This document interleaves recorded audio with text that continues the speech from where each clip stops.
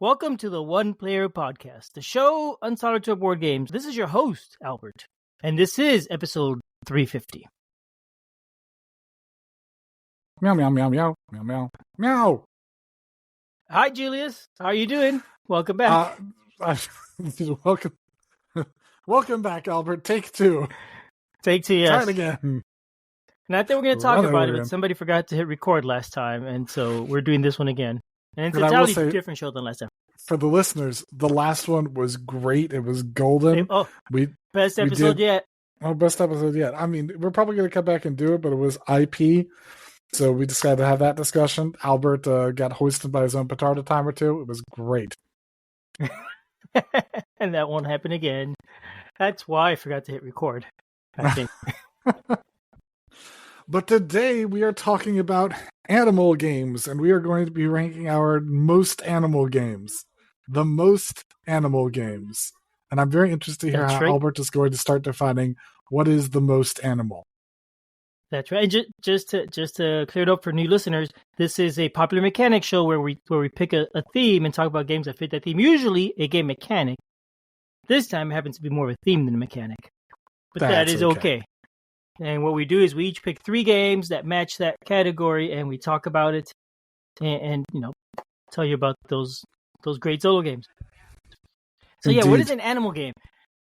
I mean, technically, it's any game that features animals in it, right? It can't just have an animal. It's got to feature You can't animals. just have That's a right. horse in the card, right? Oh, one of the cards is a little picture of a horse in the background. No, that's not an animal game. It's got to Yep, so feature like the animal. Agricola, for example, is not going to be the most animal game because it's not really featuring. It's not distinctively an animal because those are just mere resources mixed together with all the other resources. Doesn't count. I like how you just shut down one of my games before we started, Julius. Nice. Uh-huh.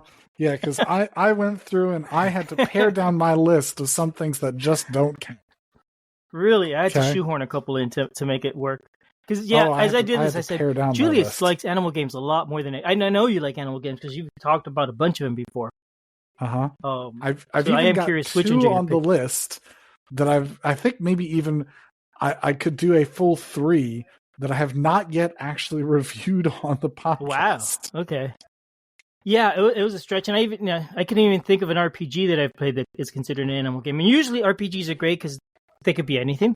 But So- I didn't really have. Kind of did, but no. I did have So, 2 yeah. other restrictions on my list, though, that I put in. Okay. The other restriction I had on my list was that it had to be an actual animal that exists. It may be an anthropomorphized version of that animal, but an actual animal that exists.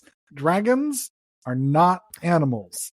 Yeah, So- I was tempted to include Flamecraft. I said no, that's not really an animal. Flamecraft and Flame and Fang both got cut out because they're dragons and not animals. I didn't consider dragons or unicorns or other things like that. They aren't considered animals. I also cut out the boss one, whatever it was, because of those ones, it's again, they're not real animals. They're minions. So like jellies and owl bears and things like that are not real Yeah. animals. Even if they're animals in Dungeons and Dragons, those are not real animals. So I didn't include any of that list. Okay. I gave myself one other restriction. I excluded games where you're hunting animals. And specifically, I was thinking of a couple fishing games. I said, it doesn't feel like an animal game. Ooh, I didn't even think They're about not cuddly and cute when you're like catching them and skinning them. The Yeah. other restriction that I had was that it had to be that the animal was not just a key portion of an expansion, but a key portion of the game itself. So the 2 that I had originally had on my list, you're familiar with The Loop, yes? Yes, I remember So- that. That was an interesting game. It is a very good cooperative game, in my opinion, where you are time travel people who are running around a time travel board and trying to fight off the evil Dr. Fu or Dr. Foe, however it is that you pronounce it. But there are 2 expansions for The Loop. One of them is the Fur Brigade, and in the Fur Brigade, you have a fully animal group that comes and joins you. So there's a cat and a dog that come and join. So that is a very animal expansion, but I did not consider that because it's only animal in its expansion. Another animal expansion. I wish there was Go an ahead. expansion called A Very Animal Expansion. That's a great title for an expansion. That is a very good one. Actually, I have to remember that. The other Yeah. one that I didn't include is Arkham Horror, the card game, at one point in time, they put out a special set. Oh, yes. Yes, they put out a special set as, I'm not quite sure, I don't know what it was for. It was originally raising money for some charity. I cannot remember. But originally, it was just an April Fool's gag that they did, right? On April Fool's, they announced an expansion, and then they did it. The people liked it so much, they went ahead and actually made it. Whatever the reason was, it was raising money for a charity. So they released an expansion called Barkham Horror, where they had a cats versus dogs or dogs versus cats version of Arkham Horror, where you were playing as anthropomorphized dogs against evil anthropomorphized cat cultists. And it is very insane. Very weird. What? Yeah, it is. Isn't there a Meowlathotep or something like that? Yes, that is exactly, that is the ancient evil for that one. But again, it is only in the expansion, and even though it is very animal, I have discounted it as being very animal. Well, yeah, I had forgotten about those. I don't think I would have included them, though. They may be. They're good. They are interesting choices. Before we start talking about our games, so there is a contest to resolve, which I had talked about it a few weeks ago. I'm giving away a copy of Ragemore. It was donated by a listener who entered in the last Lighthouse contest before that, which these are both ButtonShy games. It was from Julie, or user Zoho. She had this copy of this game. She didn't really like it, so she gave it to me to do something with. And so I'm giving it away. 3 people entered in this contest. So there's only 3 entries, so your odds of winning are pretty good if you're one of those 3. If you're not, they're pretty bad. Sorry. So let me tell you the 3. All you had to do to enter this contest was tell me you wanted to be in the contest and tell me something interesting. The first person is Dean. And what did he tell me? I had all the notes for this, and I cannot find my notes, so I'm going off my geek mail. And we're doing, contest. Here we go again. And that's so what happens when you don't push the record button, Albert. Oh, yeah. I had the notes last week. They're somewhere in here. Somewhere. I don't know. And I took these notes when I was traveling up in upstate New York, so I did it in a notebook somewhere. Anyway, he told me about a game called Mind the Mushrooms, which is, he stumbled upon it in a comic shop in St. John's, Newfoundland. And it's apparently that's where the creator of the game lives. And it's an 18-card micro game, I believe, if I remember correctly. So he's played that a bunch. He's got a way of a head start. Sounds neat. Game about mushrooms. Can't go wrong, right? That was the first person. The second person is Shai Levari. He sent information about dogs. Apparently, when dogs lick your faces, they're licking it as a sign of respect. They lick the face of people to say they want food or thank them for their food. And so when they're licking your face as a pet, they're saying, "Hey, you're the person that has my food. Lick down to you, whatever." So that was that piece of information. I actually shared that 2 or 3 times after I learned about it. So that was actually pretty neat, useful information. The third one is Tyler, who told me about bacteria and gut health. Or actually, he told me about gut health. And I think I made some other comments about bacteria. Let me see what he says exactly. Yeah, the gut can have a huge effect on your overall health, and I can vouch to that because whenever I don't feel well in my stomach, because I suffer from gastrointestinal stuff once in a while, it really just knocks me out. And as soon as it passes, I just, oh my gosh, I feel like a new man. So yes, 3 interesting pieces of information. So Julius, I need you to roll a D3 and tell us who won, number 1, 2, or 3, in the order I mentioned. D6. I just need to know the 1, 2, or 3. You do whatever math you want on your end. You made things so complicated. Well, I rolled a 6, so that would be a 3. Okay, well then congratulations to Tyler. Send me an email with your address and I'll send out the game to you. And also, about the last Lighthouse contest, I've reached out to the person that won that one. I have not heard back yet. Please geekmail or email me so that I could send you your copy of the game. Geekmail to Fractaloon, and let me tell you who the winner was, because, like I said, I have not heard from them. I've emailed them once, or geekmailed them once. And I guess if I don't hear from you soon, whatever that means, I'm going to reach out to another person. This was Joseph, BGG user 0 number. Send me a geek mail. Let me know who you are so I can send this to you. All right. Animals, Julius. Animals. I am ready, I will Albert. go first because you already spoiled my first one. You already said it doesn't count. So my first game is actually a game about farming, which isn't strictly about animals, but features animals primarily. It's Agricola. It's not really featured that primarily. It's kind of just like maybe a half or less of the game. Well, half of the game is, it's okay, just maybe one not primarily, resource but among many. Yes, but it's a game about farming, and there's a lot of animals, and you're placing the animals. It's a big part of the game, undoubtedly. You're placing animals in fields and little pens, and you're building fences for them, and they have babies every few seasons or whatever, if you have enough of them, so you get to increase your livestock. And it is a fun part of the game. And if you get the expansion with the horses, there's even more animal. Right? It goes from 3 to 4 types of animals. And I think it's a fun game. I tried thinking of, because other games that had animals in it where you're taking care of the animals and doing stuff, and really none other came to mind to this level of, I thought, detail. There's other Uwe Rosenbergs that have animals in them. Like, recently I talked about, was it Fields of Aro and Hallertau? And Fields of Aro had animals, but it wasn't quite as many or as detailed. They weren't as prominent in the game as they are in this one. There's also, I guess, Agricola, All Creatures and Big and Small, and that's a little more animalish, but there's fewer types of animals. So I thought this is a better choice. Because it's fun. You're playing with the little animals in this game. And that's just neat. So that's my first one, Agricola. A game Julius is thinking is probably not such a good fit for this category. I had already predetermined that to be a poor fit for this category and had just cut it out from my list. And yet, I went in knowing my fate. because what was I to do? Well, I'm going to pick New York Zoo for my first one. In New York Zoo... That's also Uwe Rosenberg, isn't it? It is, which is one of the reasons why I'm picking it to follow yours and changing my original order. A Just to better choice if you're looking for a more thinky Uwe Rosenberg game and trying to get a very animal game would be New York Zoo. In New York Zoo, it is a polyomino game where you are selecting tiles to build enclosures in your zoo board. And then you are going to be picking one of 4 different meeples for animals, and there's a whole pile of the animal meeples.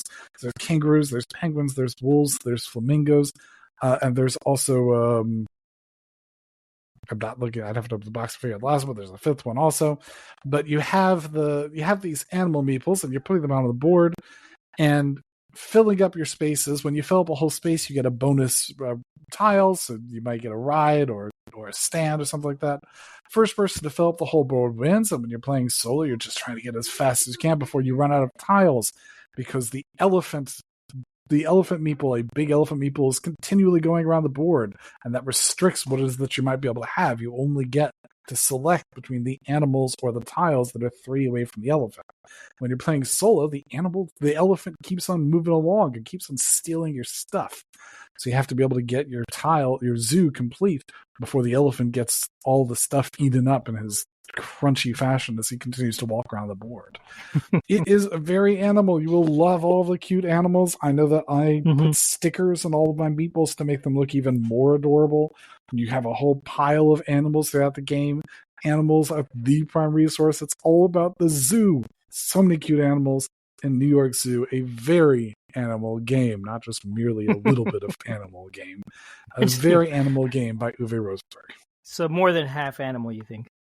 I'd say like 90% animal. There's a giant elephant. He's marching around crushing stuff.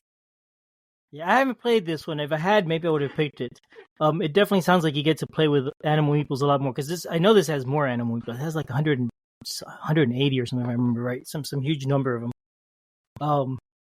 Agricola just doesn't have quite as much.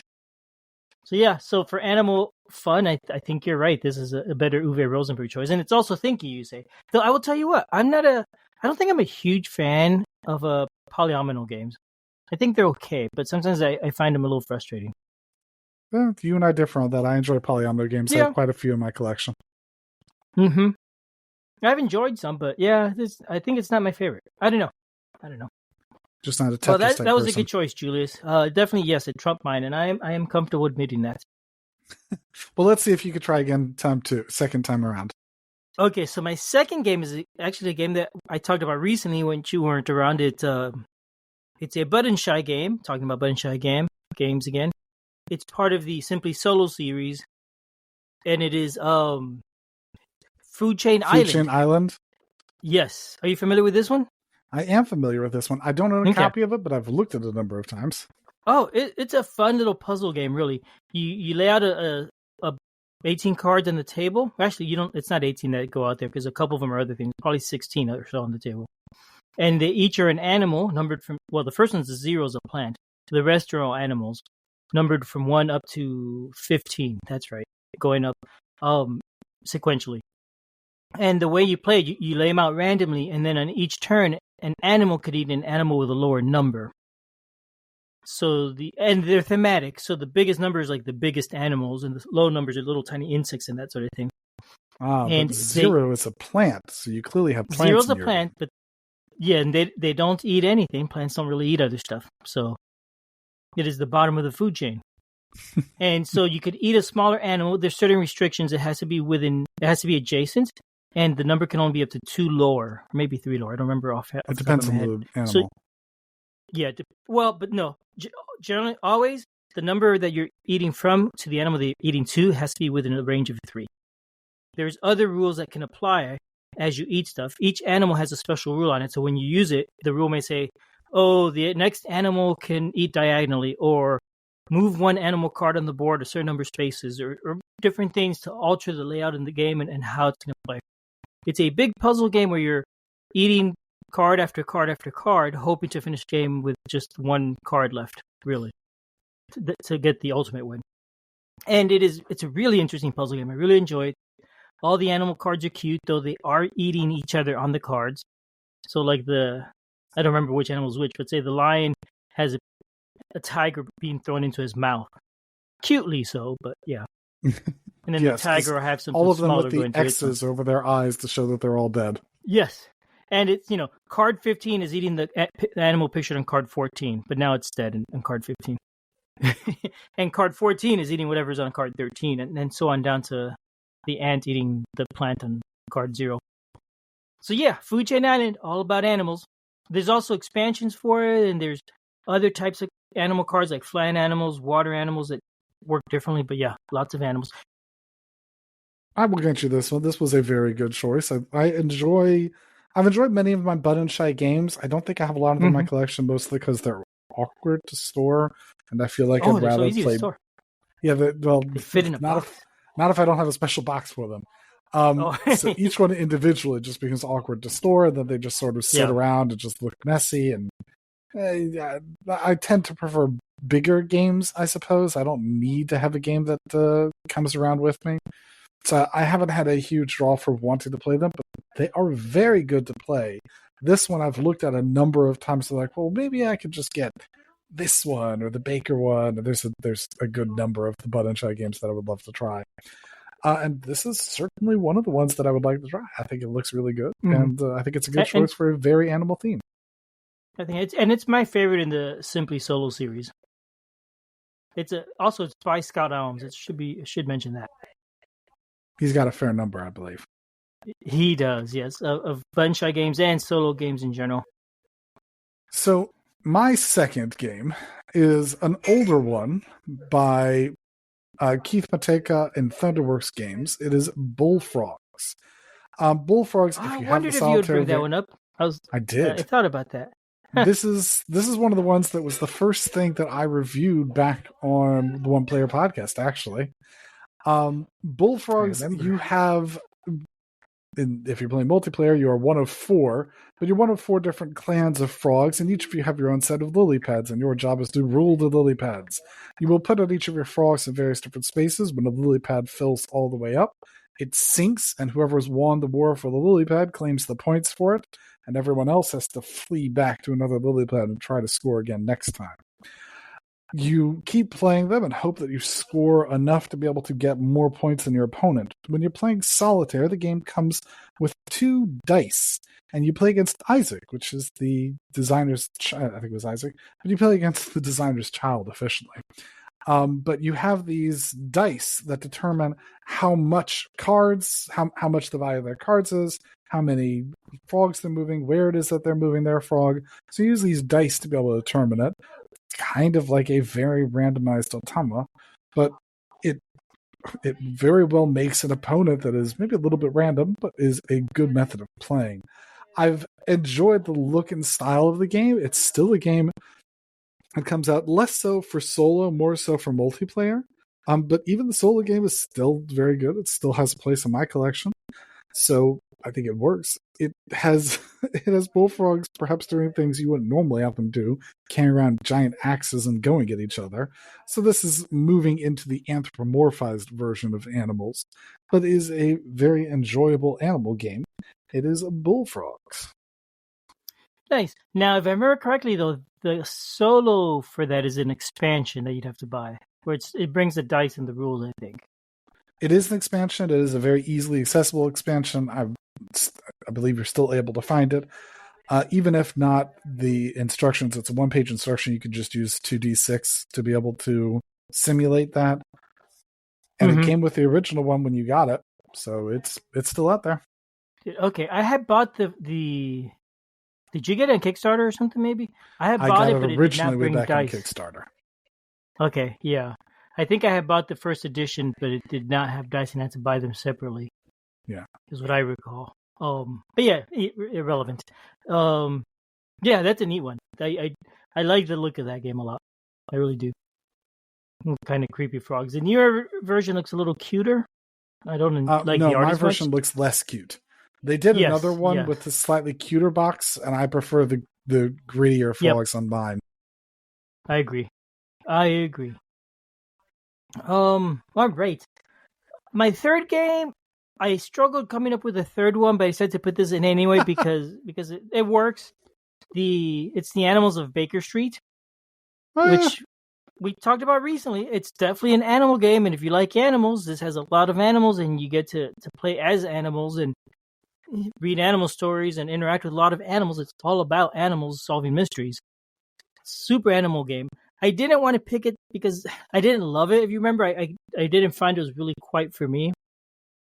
So I didn't want to pick it as a game I would personally recommend, but it very animal and animal friendly and interesting animal stories. It's so different than any other game, right? It's a storytelling game that you can't lose in, and you're exploring and visiting different places and trying to solve puzzles and reading a lot. It's a lot of reading, a lot of interaction with that mystery. So yeah, I certainly think that's a good animal game. It's got a whole group of animals. It's a story all about animals. I think it counts as 100% animals there. I can't attest to any of the quality of it, but I hear you like it. Yeah, and my only issue was I didn't enjoy the story. I thought the gameplay was interesting and all that. I was not excited to keep playing it, but I think others might like it. So I want to at least mention it. So I was laughing at your comment that you had to work hard to find one. As I made my list, I have 3 more left. And it was a very difficult decision for me to figure out which one I wanted to include as the third one in my list. So I'm going to go through all 3 of them and tell you about the runner-ups first and tell you why I didn't include them. So the first runner-up was Honeybuzz. Honeybuzz is, again, not one that I think we've talked about on the podcast, but it is primarily an economic game. You are a set of bees that are making and selling honey. Every time you take a turn, you're doing a worker placement where you're taking a number of bees, putting them on a spot to claim one of 7 different action double hexes. And these double hexes, you'll claim it, and then you'll put it on your board to continue to build out your beehive.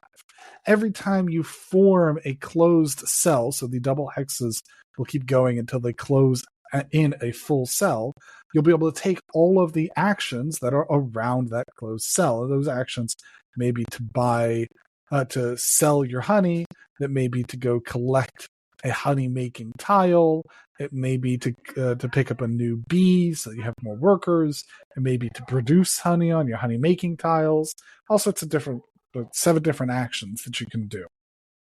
You'll keep racing around the board, trying to be able to make honey and sell honey and gain as much money as possible until the game ends when there's no more recipes left.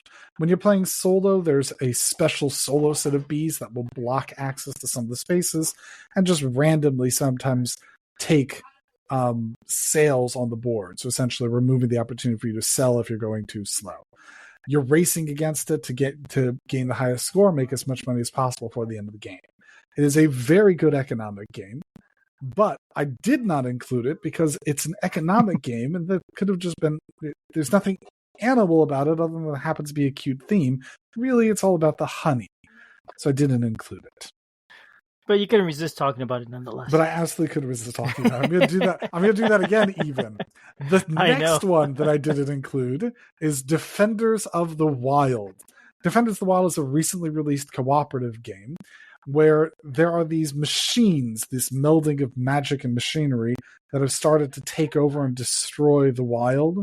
And you have to form a clan of anthropomorphic animals to fight off the machines. So it's a cooperative war game style thing where you are running around the board fighting off these machines using a hand of cards as organizers and action selection to be able to destroy machines, destroy walls, rewild factories. It is an excellent melding of mechanics to fight this cooperatively fight this war against the machines, hoping to finish them before they finish you. It is an excellent style game. It just barely doesn't make the list, even though it's really good. It's still very new. I actually am working on getting enough plays of it in to be able to do a full review of it. So hopefully it's coming soon. But it just barely nudges it out because, again, it just didn't quite have the very animal in comparison to my last theme. Even though it's a bunch of animals and they're running around and it's making a cute theme, it's all about the war and the action selection. It doesn't convey animal in what it's doing nearly as much as my last game, which I'm going to do right now. So there's a couple of games that it could be that I can think of that I know you played and really liked. So I'm curious. I'm sure it's got to be one of these two. Which two do you think it's going to be? Both of them. Either it's Cascadia or it's the one... I don't remember what the name was, but there's one where you are rolling dice and playing animals on a grid. Rolling dice and playing animals on a grid? That's what I recall. There was a grid and you put the different animals on it in different places. I don't know. Tell me the game and I'll tell you if that's what I was thinking of. I'm not sure what you're talking about. Because I also didn't do Cascadia. I didn't do Isle of Cats. Neither of those made it on. Isle of Cats maybe could have, but I thought it was humorous instead to do this one. And Cascadia, because the animals, again, they're not really a major part of it. They're kind of just too static to really be included, so I didn't even think about that one. The one that I picked that you probably have not even heard about before, because I've not mentioned it, is Nekojima. Oh, okay. Nekojima. Nekojima is a dexterity game where you are building these power poles. So you have these tall wooden, these tall wooden cylinders with pieces of rope going between them. And each turn you're going to roll a random die and pull out from the cat bag some colors of cats. Those will determine which pole you have to put out. And the cat bag will determine where the cats have to go. There are these punchboard cats with these tails and there's paws in various different places. And you have to balance the cats on the wires and keep building up taller and taller without having the cats fall over, touch the ground, or without having your whole construction fall apart. When I play this, it brings to mind all the wild cats, the Aristocat type things, or the wild cats from Disney movies, as they're building out to just sort of sing their song in concert across these electric poles. So it is it gains bonus points for being a type of game that I don't think we talk about very much. I don't think we have very much dexterity that we talk about here. It often I don't think we ever have, not yet. Yeah, it often doesn't range up in terms of solo friendly, and the cats are very cat. The cats look like cats. They mess around with your board like the most troublesome cats ever. I've talked to these cats. If I place them down, and then as I turn around to roll the die, one of the cats tilts over and just gets in the absolute way. So even though they're cardboard cats, they are so good at being cats that I just felt like this had to be included in the very animal series of the One Player Podcast there. Nekojima, that is my third game. Okay, I'll have to look that up. That's funny. I hadn't heard of that one. I thought the other game I thought you were going to talk about was Endangered.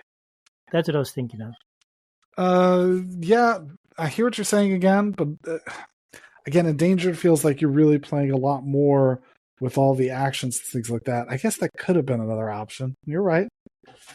You're right. When I was looking through my list, I came across For Northwood, which, I would have included that one if I thought of it. That's a fun little animal game. Yeah. But did not, alas. So many good options. Yeah. So a question, though. Would you have considered Jurassic Park, no, the Isla Nublar game, an animal game? I did not. I didn't mention them when I was doing Dragons, but I did take out any Jurassic Park type games. There's also is it Draftosaurus? No, there's a different one. That's a Draftosaurus. Such a funny name. Yeah, well, I mean, I can see Jurassic Park not working because it's a bit of a fantasy, right? There aren't dinosaurs today. There might be in the future, I guess, but there aren't today. Yeah. But if it was a prehistoric game, would you count it? Would you have counted if it was a million years ago kind of game? With dinosaurs? Dinosaurs from a million years ago? Yes. Would you consider that an animal game, or is that too far in the distant past? Probably not. I just don't consider dinosaurs as when we talk about animals. I'm just not including that as animals. Okay, you're thinking cats, modern bears. animals more. Yeah, that's really what I'm restricting it to. I was curious, just curious. All right. Well, this was a roaring good game, Julius, or podcast. I'm glad we got to talk about animals. Very good, Albert. You got me on that one. All right. Have a good night, everyone. Okay. All right. Bye-bye.